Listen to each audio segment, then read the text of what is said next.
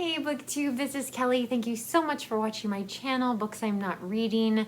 Before I get into the books, I just want to say I know a lot of people are going through a lot of things right now, or at least the people that I know about on Booktube. So people dealing with, recovering from health issues or chronic illness, flare-ups and things like that, people with sick pets and people searching for a home, and actually even somebody who lost their job, and man, that's really hard. It's really rough.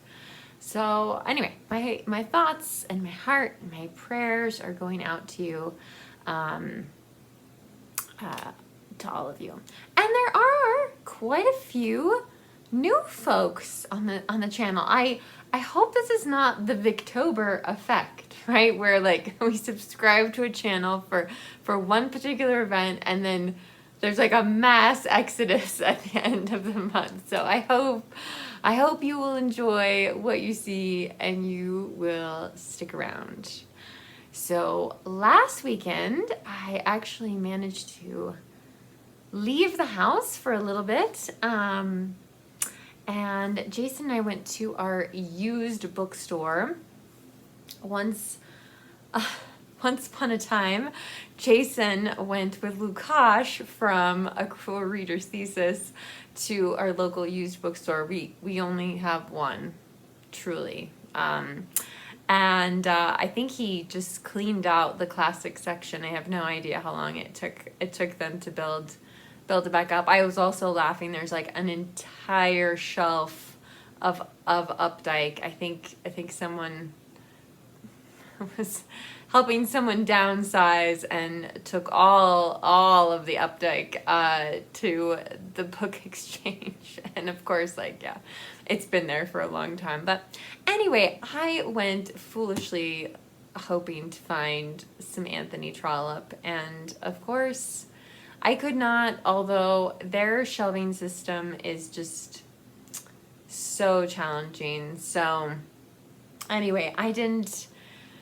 find any Trollope, which I'm looking at 3 giant Trollope books that I will still need to read once I finish Dr. Thorne, which I haven't even started yet.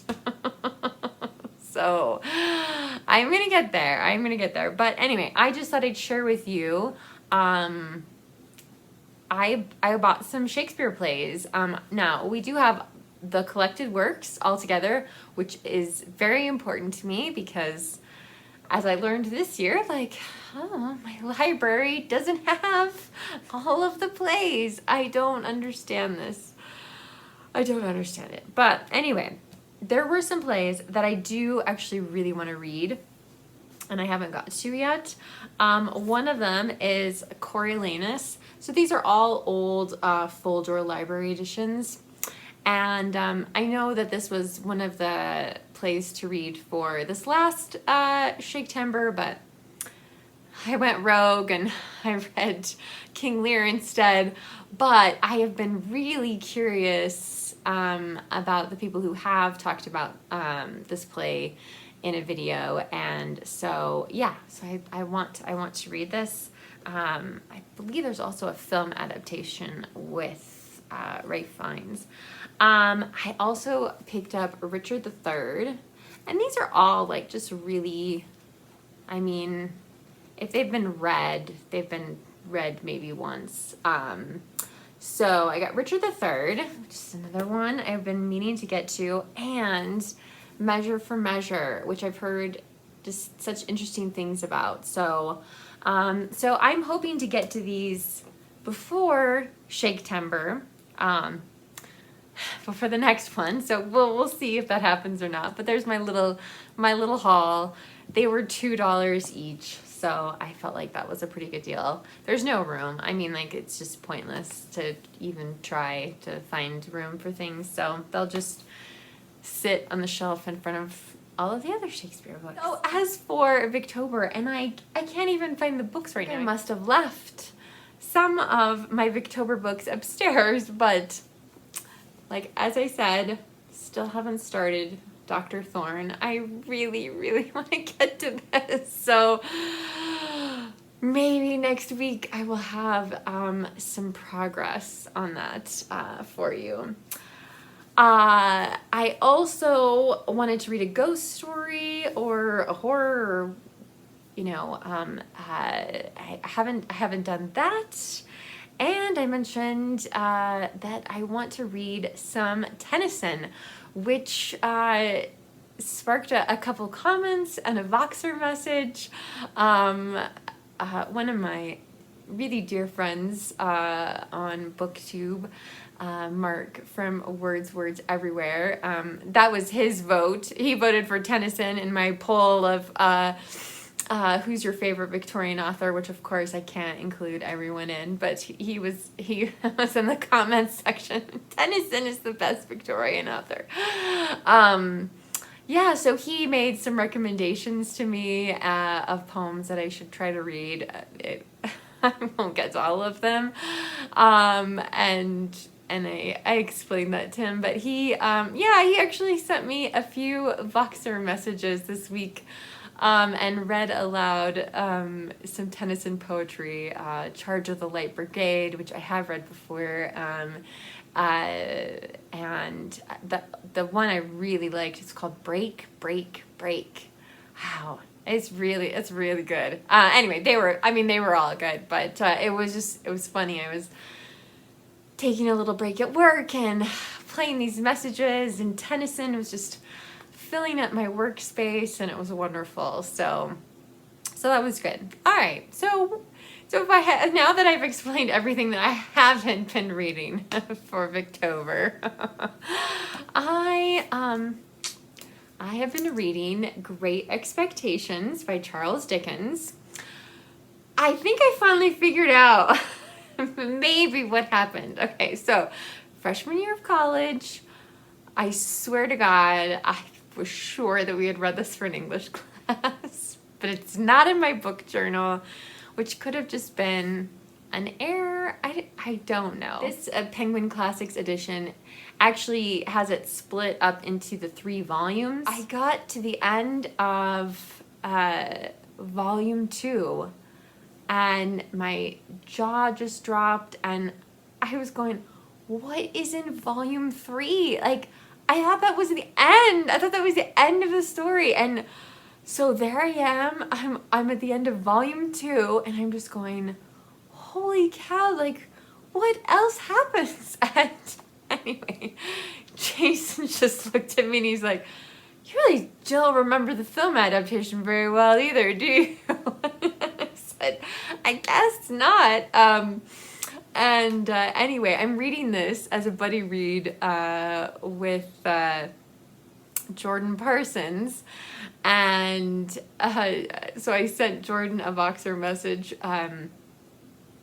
saying like, oh my god, like, all of volume 3. Like, I've never read it before. It would all be new. And then he told me, which I did not know this about Great Expectations, that there's 2 endings to the book. So that is fascinating. I don't know if I'll be able to talk about that on the channel because I don't want to spoil anything for anyone. So we'll have to see. Okay. Here's my thing so far with the first 2 volumes of Great Expectations. I do love this cover. And we've had like really like great weather for this book lately. Foggy, and it's definitely turning into fall here. So, but it's just not reading. I thought I would read it faster than I am, but it's not a race, right? It's not a contest. If I read Dr. Thorne in November, it's fine. So what I have been struggling with in this book, and I love Dickens, you guys. But this one, the main character, Pip, is surrounded by all of these other characters that I just find so much more fascinating. Miss Havisham is a fascinating, and I won't say anything because I don't want to ruin it for any of you if you haven't read this, but she is just so interesting. And, you know, I just really find her, you know, anytime she is in a scene, I'm just really gripped. Jaggers,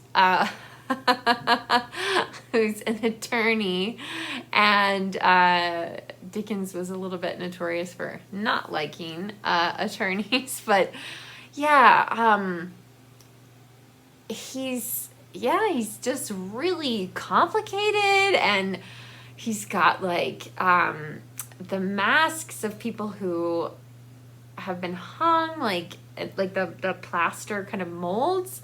They're hanging in his office. I don't know what that means. Like, yeah. So it's quite interesting. But oh, and then oh my gosh, Wemmick and the Aged P living in the little castle. I love it. I love it. I love it. Wemmick has a mouth shaped like a postal slot. That's brilliant. It's just brilliant.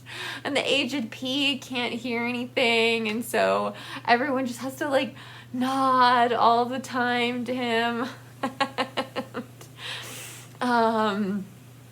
think there's one scene in here where the Aged P says to Pip that you know, he's been told he's hard of hearing, and Pip makes this expression of like great astonishment, you know, and the Aged P is like, I know, I don't believe it either.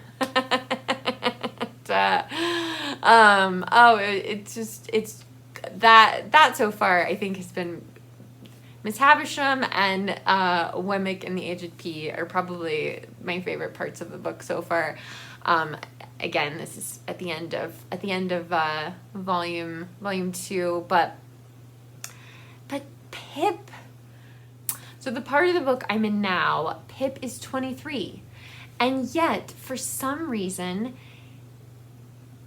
it still feels like he's the same little kid. Like, I keep picturing little kid actor in Oliver as Pip, and I still see him that way, even though he's 23 years old. There've been a few moments of like trying to change the character, trying to develop the character more, but he just still seems very much the same to me. And again, around him are all of these just really, really intriguing characters. So let me know what you guys think about that. If you've read Great Expectations, please don't spoil anything for me, since clearly I will be going into volume 3 totally blind. As always, I would love to hear what you think of any of the books I have mentioned in this video, what you're reading this weekend. Are you participating in Victober, and how is that going for you? And I think Victober is one event where we all bite off a little bit more than we can chew, just because Victorian books are generally so long and dense, but so wonderful and so satisfying, at least in my opinion. And of course there's the poetry element as well, so we don't want to forget the poetry. I look forward to talking to you in the comments section down below. As always, Booktube, remember to be kind to yourself, be kind to others, and I will talk to you soon, and I'll be back with another bookish video. All right, bye.